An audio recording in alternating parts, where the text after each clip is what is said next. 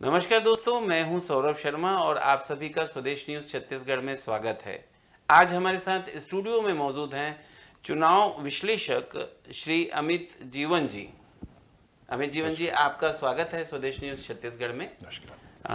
दोस्तों, छत्तीसगढ़ में जो खास मुद्दे रहे हैं, जैसे शराब है, रोड है, गौठान है, शिक्षा है, खास करके युवाओं के साथ जुड़ा हुआ मुद्दा है जो पीएससी घोटाला, जो आज भी सबसे बड़ा मुद्दा उछल करके सामने आया।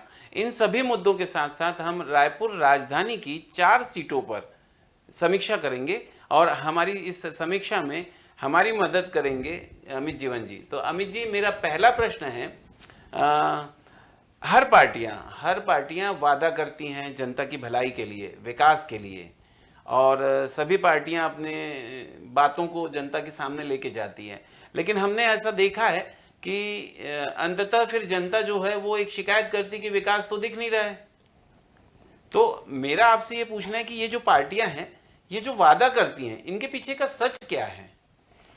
देखिए सौरभ जी, क्या है कि जो घोषणा पत्र बनाए जाते हैं वो लुभावने होते हैं जी। जनता को आकर्षित करने के लिए जो है घोषणा पत्र बनाए जाते हैं जी। अब उसमें सच्चाई कितनी है? अगर 100% सच्चाई हो तो मैं समझता हूं समस्याओं का समाधान हो जाएगा, आके आपको समस्याएं ही नहीं मिलेंगी, क्योंकि हर पार्टी ऐसा महसूस कराती है कि वो आपको जो है स्वर्ग में लेके जा रही है, आपकी सारी समस्याओं का समाधान कर रही है, आपकी गरीबी हटा रही है, आपको धन धान्य से पूर्ण कर रही है, आपका जीवन सुखमय कर रही है। परंतु जनरली देखा जाए तो ऐसा होता नहीं है जी। चुनावी जो घोषणा पत्र बनाए जाते हैं वो वोटों को ध्यान में रखकर बनाए जाते हैं, वास्तविकता को नहीं। अच्छा। मेरा ऐसा मानना है कि पार्टी का या चुनाव लड़ने वाले जो प्रत्याशी होते हैं उनका मकसद ये नहीं होता है कि वो जनता का अधिक से अधिक भला कर लें, मतलब जो आपके सारे दुख दर्द को दूर कर लें। मेनली देखा जाए तो उनका मकसद ये होता है कि कैसे चुनाव को जीता जाए। कैसे चुनाव को जीता जाए और उस चुनाव को जीतने के लिए कौन सा अच्छा से अच्छा सेंटेंस यूज किया जा सकता है, कौन सी अच्छी से अच्छी स्कीम लिखी जा सकती है, वो उसके भी विशेषज्ञ होते हैं जो इन भाषाओं को लिखते हैं। जातिगत समीकरण भी इसी में शामिल है, बिल्कुल सारे गुणा भाग इसी में शामिल है। मतलब आप कह रहे हैं जातिगत हो तो जनता की भलाई कहीं मायने नहीं रखती, पहले ये पार्टी जीतना चाहती है। ये सेकेंडरी है, ये सेकेंडरी है, जनता की भलाई सेकेंडरी है। ठीक, चुनाव जीतना जो है वो प्रथम लक्ष्य होता है। अब आप देखिए, जो घोषणा पत्र तैयार किए जाते हैं जी, घोषणा पत्र तैयार किया जाता है कि हम आपके जीवन सुधार के लिए ये जो है ये 1.5 रुपया खर्चा करेंगे, और आपके जेब में है ही 1 रुपया। मतलब आप पहला झूठ बोलते हो कि आप 1.5 रुपए की घोषणा करते हो और आपके जेब में 1 रुपया होता है। मतलब या तो आप 50 पैसा कहीं से कर्ज लोगे या तो प्रदेश की लुटिया डुबो दोगे। शुरुआती 8 आने घाटे से शुरू।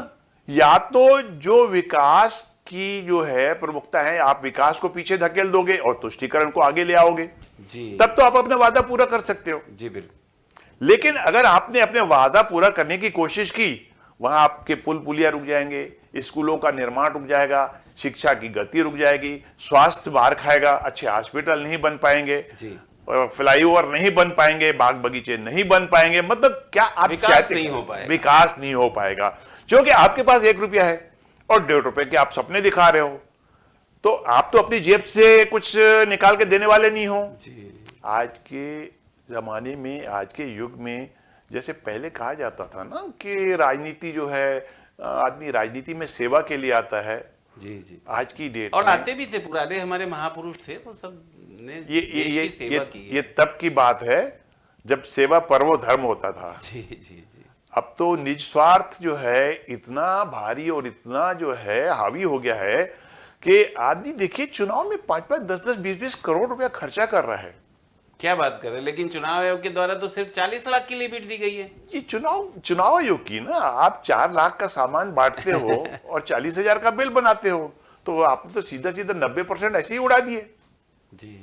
ये किसी एक पार्टी की बात नहीं है सौरभ जी, सभी करते हैं। सारे के सारे नेताओं के जो चट्टे भट्टे सब वही हैं, सारे के सारे गणित यही है, हर कोई मैनिपुलेट करता है। मैं क्योंकि इस समय किसी पार्टी विशेष का प्रतिनिधि बन के यहां नहीं बैठा हूं, तो मैं सीधी और सरल बात करूंगा कि हर पार्टी मैनिपुलेट करती है। अच्छा अमित जी, ये इस बात को जनता कितना समझती है? आपको जनता समझती है, समझती है? जनता समझती है। अच्छा। लेकिन क्या है, अंधा या काना, मजबूरी काना चुनना पड़ेगा। ठीक बात। क्या है, प्रजातंत्र में आपको किसी ना किसी को तो चुनना ही है ना। चुनना ही है और वो जरूरी भी है। जनता एक बार विश्वास करती है कि आप अच्छे हो, चलो आपको वोट दे दिया। ठीक। 5 साल में जनता ने देखा कि आपने जो कहा वो आपने किया नहीं। जी। आप अपनी बातों से मुकर गए, आप जनता का भला करने की जगह अपना भला करने लगे। आप देखिए, जब एक प्रत्याशी चुनाव लड़ता है तो वो मोटरसाइकिल में घूमता है, छोटी मोटी कार में घूमता है। ठीक बोल रहे हैं। चुनाव जीतते वो इनोवा, फॉर्च्यूनर, कौन कौन सी गाड़ियों में आ जाता है। आप समझते हैं वो पैसा कहां से आता होगा? अगर जनता का आपको भला करना हो तो आपको जनता की भलाई के कार्य सोचने चाहिए। जब आदमी जीत जाता है, आज के युग में जो जीतता है वो सबसे पहले ये देखता है कि मैंने तो 10 करोड़ रुपया खर्च किया है जी। जब तक इसको मैं 20 ना बनाऊं तब तक तो मेरा मकसद ही और ये मानवीय स्वभाव है, स्वाभाविक मानवीय स्वभाव है कि पहले जो आदमी सेवा भाव से आता था राजनीति में, आज व्यवसायिक दृष्टिकोण से आता है। आज स्टारडम लेके आता है कि मतलब जो तामझाम लेके आता है, अधिक से अधिक मतलब जो है दिखावा करके, अधिक से अधिक खर्चा करके और उसको मैनिपुलेट करके, उसको मल्टीप्लाई करके वो पैसे जमा करना चाहता है। आप किसी भी अधिकांश राजनेताओं को देखिए, कैसे दिन दुने रात दुने प्रगति हो जाती है, कैसे वो छोटे से मकान से बड़े बंगलों में आ जाते हैं, बंगलों से बड़ी गाड़ियों में आ जाते हैं। तो मैं समझता हूं सेवा भावना वाली बातें जो है वो कम रह गई हैं। जहां तक आपने चुनावी वादों की बात कही तो तुष्टीकरण ज्यादा है इनमें, चाहे कोई भी पार्टी हो। ऐसा नहीं है कि भूपेश बघेल जी मतलब जो है रेवड़ियां बांट रही हैं तो रमन सिंह ने नहीं बांटी, रमन सिंह ने भी रेवड़ियां बांटी। देखा जाए तो ये शुरुआत हुई थी एनटी रामाराव से। वो जो चावल 1 रुपया 2 रुपया किलो उन्होंने बांटना चालू किया, रमन सिंह जी ने बांटा तो रमन सिंह चावल वाले बाबा बन गए। अब भूपेश भैया जो हैं वो तो गाय गोबर में हर चीज में मतलब जो लोगों को दिखा रहे हैं सपने कि आपकी इसमें प्रगति होगी। वो कितनी होती है? भूपेश के लिए गोबर जो है वो गोल्ड बन गया है। गोबर जो है गोल्ड बन गया है, लेकिन लोगों को लगता है लोगों ने कहना चालू कर दिया ये तो चारा से भी बड़ा स्कैंडल है। मैं नहीं कहता, ये लोगों की सोच है। और देखिए, जब समाज में काम होते हैं तो आरोप प्रत्यारोप तो होते ही हैं, आरोप तो लगते ही हैं। और जो विपक्षी पार्टियां होती हैं वो तो कमियां ढूंढती हैं। विपक्षी पार्टी ने ढूंढ लिया है कि गोबर में भी घोटाला हुआ है। अब ये तो विश्लेषण क्या है, ये तो जनता समझेगी। जनता और तय करेगी। जनता जिसको बैठाती है उसको अपने सराखों पर रखती है, लेकिन जब उतारती है तो फिर उसके अस्तित्व पर भी प्रश्न चिन्ह लगाती है। बड़ी सूक्ष्मता वाली बात आपने बताई अमित जी। मेरा एक दूसरा प्रश्न था कि देश में जिस प्रकार से जो राष्ट्रीय मुद्दे होते हैं, जैसे हमारा राम मंदिर एक मुद्दा रहा हमेशा से, हिंदू मुस्लिम एक मुद्दा रहा, धर्मांतरण आज की डेट में भारत देश का सबसे बड़ा मुद्दा है, लव जिहाद है, ये सब राष्ट्रीय मुद्दे जो होते हैं, और भी कई सारे, पलायन हमारा मुद्दा रहता है हमेशा से। ये सब मुद्दे जो हैं ये राज्यों के चुनाव में कितने प्रभावकारी होते हैं? देखिए, जो मुद्दे हैं ये वास्तविक मुद्दे हैं जी, और इन मुद्दों के ऊपर गौर किया जाना चाहिए।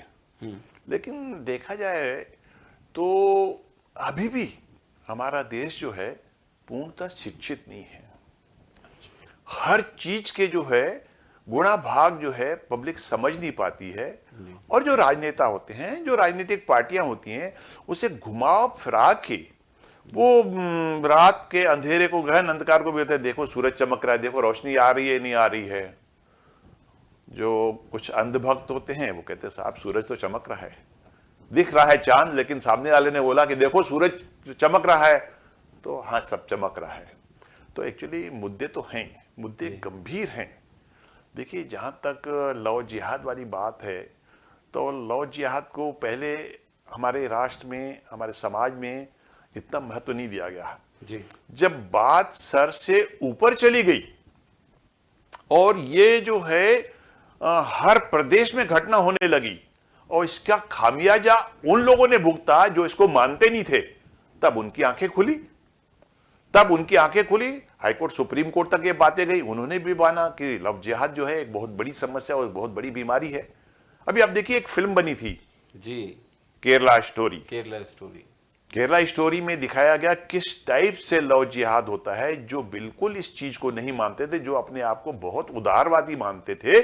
जब उनके घर में वो घटना हुई जी, तब उनकी आंखें खुली। उस फिल्म में जो संख्या बताई गई है लड़कियों के धर्मांतरण की, उसको तो कोई स्वीकार ही नहीं कर रहा था। उस पर भी बड़ी लंबी चौड़ी बहस हुई थी। हम आप लेकिन भी नहीं बाद सोच में माना, सकते, हाँ, सोच हम नहीं आप पा भी रहे। नहीं सोच सकते, उतनी लंबी कल्पना भी नहीं कर सकते कि सुनियोजित तरीके से वो हो रहा था समाज में। इस तरीके से लोगों को जो बरगलाया जा रहा है और इस तरह ढाला जा रहा है, उनके सामने ऐसे ऐसे एग्जाम्पल पेश किए जा रहे हैं कि साहब फलाने धर्म में आने से तुम्हारा उद्धार हो जाएगा, ये हो जाएगा, ये कुरीति है समाज में, हमारे समाज में ये है।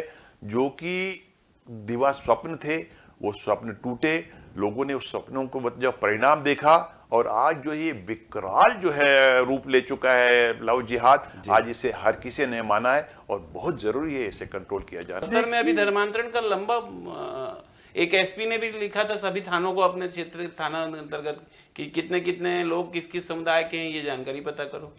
तो मुद्दे तो रहते ही है मेरे ख्याल से। आपका इस बारे में क्या कहना है? देखिए, एक और तो आप जो है हिंदुस्तान को जो है सर्वधर्म सर्व समभाव, जी, धर्मनिरपेक्ष, ऐसे ऐसे अलंकारों से आप सजाते हो देश को, जी, तब तो इस देश में हर धर्म का सम्मान होना चाहिए। कोई धर्म अपने आप को ये ना बोले कि मैं तुमसे अच्छा हूं। ये कोई निरमा का एडवर्टाइजमेंट नहीं है जी, कि मेरी सफेद शर्ट आपसे ज्यादा सफेद। हर किसी को अपना अपना धर्म पालन की जो है वो आजादी है, आजादी मौलिक है, अधिकार है उसका। मौलिक अधिकार है। वो अपने अपने धर्म को जो है वो सम्मान करे, उसके सम्मान में अपने आप को निछावर करके, अगर आप अपने धर्म को बढ़ाने के लिए, अगर आप अपने धर्म को बढ़ाने के लिए दूसरे धर्म को क्षति पहुंचाते हो, तो ये आप अपराध कर रहे हो। एक थोड़ा रोचकता वाला प्रश्न है। राजनांदगांव विधानसभा सीट है हमारे यहाँ पर, जिसमें से पूर्व मुख्यमंत्री डॉक्टर रमन सिंह भारतीय जनता पार्टी के, वो अभी खड़े हो रहे हैं। और उसमें सबसे बड़ी बात है कि नामांकन वापसी के दिन में 29 लोगों ने उसमें नामांकन वापस ले लिया। तो अमित जी, मेरा प्रश्न आपसे ये है कि ये जो 29 लोगों ने नामांकन वापस लिया है, ये डॉक्टर रमन सिंह का डर है, खौफ है, कि उनके प्रति सम्मान है? क्या कहना चाहेंगे आप? नहीं, देखिए, डॉक्टर रमन सिंह का खौफ वाली बात जो है वो नहीं होनी चाहिए।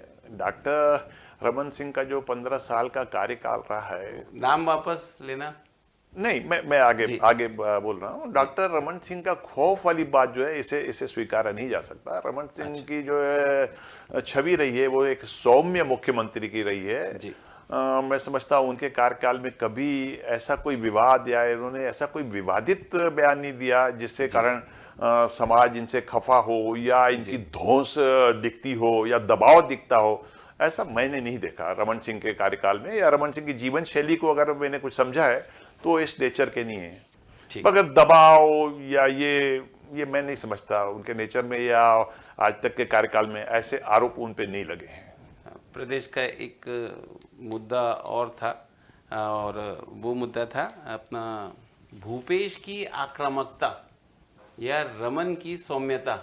कौन बाजी मारेगा इस बार? बड़ा विचित्र सवाल कर दिया आपने इसमें तो। सौरभ जी, आपने चुनाव परिणाम पूछ लिए। देखिए, आप बड़ी चतुराई, आप बड़ी चतुराई से सवाल, कहीं ना कहीं जिम्मेदारी तो लेना पड़ेगा ना। आप बड़ी चतुराई से सवाल कर रहे हैं। आप तो मुझसे ये पूछ रहे, सर्वे रिपोर्ट पूछ रहे हैं। तो सर्वे रिपोर्ट तो अभी मैं जारी नहीं करूंगा। तो देखिए, जैसे क्रिकेट का खेल होता है ना, लेकिन आपको क्या लगता है? देखिए साहब, सच कहा जाए तो टक्कर जो है बरोबरी की दिख रही है। अभी आ गई टक्कर। हाँ, टक्कर। कुछ दिन पहले तक तो बोलते थे कि भूपेश को कोई हरा ही नहीं सकता है। किसान का मुद्दा इतना इफेक्टिव लगता था सबको। हाँ, तो टक्कर के बराबरी पे आने के एक दो पॉइंट बता पाए तो आप अच्छा होगा। हाँ, आप जो कह रहे हैं बरोबर है। कुछ समय से माहौल ऐसा ही चल रहा था कि सरकार बनेगी तो भूपेश की ही बनेगी जी। ये आम लोगों की राय जो है हमने भी सुनी और महसूस भी किया। देखा जाए तो आक्रामकता के मामले में जो है ना, भूपेश जी आगे हैं जी। चुनाव में कौन बाजी मारेगा ये अलग चीज है। आक्रामकता की बात तो करेंगे तो भूपेश जी जो है आक्रामक माने जाते हैं और रमन सिंह जी सौम्य माने जाते हैं जी। हाँ। सरल माने जाते हैं। अब कौन बाजी ले जाएगा ये आप और मैं डिसाइड नहीं करेंगे इस न्यूज़ चैनल के स्टूडियो में बैठ के। लोकतंत्र में जनता डिसाइड करेगी। देखिए, जैसे क्रिकेट का खेल होता है ना, जी जो फील्डिंग अच्छी करेगा, जो चौके छक्के अच्छे लगाएगा, नेचुरल है, मैच वही लेके जाएगा। लेकिन भाई साहब, ये फील्डिंग अच्छी और चौके छक्के तो अभी दोनों पार्टियों के नहीं है, मतलब एक दोनों के घोषणा पत्र एक दूसरे को देख रहे हैं। हाँ, अब वो बड़ा उसी में थोड़ा लेट भी हो रहा है। अब देखिए क्या होता है। देखिए फील्डिंग तो दोनों अच्छी करेंगे ना, दोनों अच्छी करेंगे और कोशिश तो ये भी होगी कि दोनों ही चौके छक्के लगाने की कोशिश करेंगे, दोनों ही पार्टियां अच्छे से अच्छे घोषणा पत्र बनाएंगी जी। और मन भावन जो है, लुभावने आश्वासन देकर जी। अपने घोषणा पत्र को जनता के सामने रखेंगे। एक तो ये होता है कि जनता कितना विश्वास करती है इनके घोषणा पत्र पर, ये मायने रखता है। और दूसरा जो है, जनता जो है किसकी कार्यशैली को पसंद कर रही है, कितना भरोसा कर रही है पूर्व सरकार को, आज की सरकार को। आप आज जनता के मन की बात नहीं जान सकते। आप जाएंगे तो आपको कहेंगे साहब आपको वोट देंगे, आपको जिताएंगे। कल को दूसरा कोई आएगा, आपको देंगे, आपको। जनता आज समझदार हो गई है, अपने मन की बात जो है वो मतपत्र पे दे देती है, आपको कुछ भी दे दे। जी। आप आए तो आपको बेटा दे दिया, सामने वाला तो उसको भी बेटा दे दिया, ठीक बात। लेकिन किसको बेटी देंगे, किसको बेटा देंगे, वो मतपत्र अपने मत जो मन जाहिर कर देते हैं। जी, मैं दो योजनाओं की तरफ आपका ध्यान दूंगा भूपेश सरकार की। एक थी गौठान और दूसरी थी शराब नीति। तो शराब नीति के लिए ये हमने सभी ने सुना भी था, हम पत्रकार हैं, हमने सुना भी था कि गंगा जल हाथ में लेके उन्होंने कसम खाई थी कि मैं शराबबंदी करूंगा। और मैंने तो खुद देखा था, उस दिन विधानसभा में मैं मौजूद था। विधानसभा के भीतर भी उन्होंने ये कहा था कि हम शराबबंदी की ओर लगातार बढ़ रहे हैं, धीरे धीरे हम शराबबंदी करेंगे। दूसरी उनकी गौठान योजना, नो डाउट बहुत अच्छी योजना थी, गांव के किसानों के लिए थी, लेकिन भूपेश जी खुद गांव के व्यक्ति होकर के उस गौठान योजना को समझ नहीं पाए। और शराब नीति का घोटाला तो आप जानते हैं। इन दोनों योजनाओं पे आपका व्यू थोड़ा सा मैं जानना चाहूंगा। देखिए, जहां तक शराब की बात है, शराब बंदी का वादा जो है वर्तमान सरकार ने किया था। जी, वर्तमान सरकार ने किया था, और गंगा जल हाथ में लेके मतलब जो है कि शराबबंदी करेंगे, इस टाइप की भी बातें सुनाई दी थी। जी। आज सरकार का कहना है कि हज पच में तत्काल तुरंत मतलब जो है शराबबंदी नहीं की जा सकती। हाँ, फिर उन्होंने माना कि एक सामाजिक बुराई है और धीरे धीरे ठीक करेंगे, धीरे धीरे बंद ठीक करेंगे करेंगे। मतलब। हाँ, फिर उन्होंने एक भी कहा कि अगर शराबबंदी करनी है तो गुजरात की तर्ज पे पूरे हिंदुस्तान में मोदी जी शराब बंद कर दें। ये तर्क है, कुतर्क है सर, ये तर्क तर्क नहीं है, नहीं, कुतर्क है। इस टाइप की बातें जो है नहीं है। पहले वो करें तो हम करेंगे, मतलब गलत है। नहीं, आप अपने घर का कोई घोषणा पत्र बना रहे हैं, आप अपनी सरकार का घोषणा पत्र करा रहे हैं, तो आपको अपने घोषणा पत्र को इम्प्लीमेंट करना है, कि ना कि दूसरों से मदद मांगने की आप करो तो हम कर दें करके। ये जो है इस चीज में सरकार से चूक हुई है, और मैं समझता हूँ इसका प्रभाव पड़ेगा। महिलाओं को जो है इस चीज से शायद निराशा जरूर हुई होगी, हुई है। क्योंकि महिलाओं ने बहुत उम्मीद से वर्तमान सरकार को वोट दिया कि शराबबंदी हो रही है, कि एक कुरीतियों का अंत हो जाएगा, उनके घर की जो कलह है वो समाप्त होगी, उनके घर वाले जो समय पे आएंगे, समय पे खाएंगे पिएंगे, और बाल बच्चों का जो है ख्याल करेंगे, शिक्षा का ख्याल करेंगे, स्वास्थ्य का ख्याल करेंगे। उनका वो सपना जो है वो टूटा है। लेकिन वर्तमान सरकार ने जो है अभी फिर कर्ज माफी वाला जो है शिफूगा छोड़ा है। निश्चित ही कर्जे में तो ऑलरेडी डूबी हुई है छत्तीसगढ़ सरकार, नहीं, फिर माफी कर रही है। फिर भी देखिए, जुमला तो उन्होंने गढ़ा है, और जुमला गढ़ने से जो है आदमी प्रभावित तो होता है। देखिए सौरभ जी, आदमी प्रभावित तो होता है। हमारे किसान जो है वो भोले भाले हैं, और यूं समझ लीजिए बड़ी जल्दी झांसे में भी आ जाते हैं, विश्वास भी कर लेते हैं। अभी वर्तमान में पार्टी ने फिर अपने घोषणा पत्र में लिख दिया है कि हम आए तो हम किसानों का कर्ज माफ कर देंगे जी। तो हो सकता है इस बात से वर्तमान सरकार को इस चीज का फायदा मिल सकता है। भारतीय जनता पार्टी को कोई ना कोई इसकी काट लेकर आना पड़ेगा।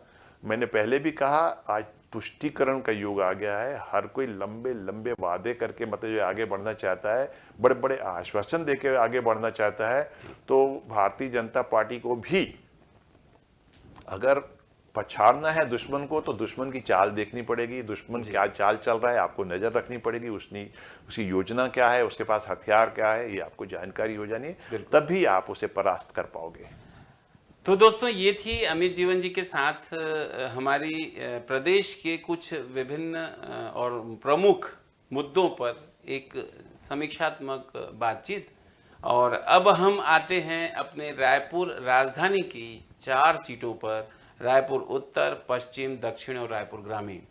तो अमित जी आपके ऊपर छोड़ता हूँ, किस सीट से शुरू करेंगे? आप ही बताइए, फिर मैं प्रश्न पूछता हूँ। नहीं, आप आइए, आप किस विधानसभा के बारे में जानना चाहते हैं, मैं उस विधानसभा की बात देखिए, करूंगा। मुझे तो ऐसा लगता है कि रायपुर दक्षिण तो वॉकआउट दे दिया है। मुझे तो महन जी और ब्रिजमोहन जी में कोई अंतर लगता नहीं कि इनके बीच कोई कंपटीशन भी होगा। इसी के साथ आप सभी को हमारा नमस्कार।